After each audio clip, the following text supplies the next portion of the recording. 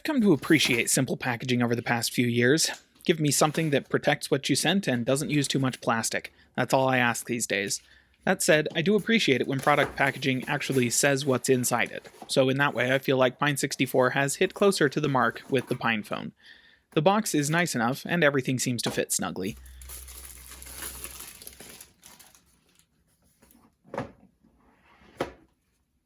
You've got your standard array of various introductory and regulatory papers, though I do love the fact that these Pine64 products can't actually tell you how to set up your device because they swap operating systems every other month.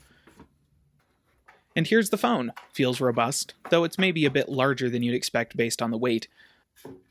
Also in the box we have a micro to mini SIM adapter, which is a choice. The included USB-C charging cable feels like decent quality, and the red is a nice accent color against everything else in here being pretty monotone. And then underneath, because this is the community edition of the phone, is the included USB-C dongle. With two USB-A ports, HDMI, and Ethernet, as well as pass-through charging, this should be about everything you need to pretend that this is just an extremely tiny desktop computer. The phone itself feels nice enough for having a fully plastic body, but considering some of Samsung's flagships have plastic backs, I guess this thing punches above its weight.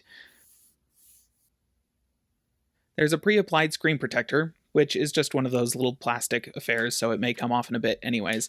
Even still, it's a nice touch, considering I'm guessing this isn't Gorilla Glass Victus or anything like that. One more thing to examine, actually, and in 2020 this is sort of this phone's party trick. Look at that, a removable battery. I haven't checked yet, but I'm guessing that's a fairly common battery too, so you can probably buy a second battery or replacement pretty easily. Also in the back you have these tiny switches. Those actually allow you to disable the cellular modem, Wi-Fi and Bluetooth, microphone, rear camera, front camera, and headphone jack at the hardware level with a physical disconnect. If you're exceptionally privacy focused, it's hard to not appreciate something like that.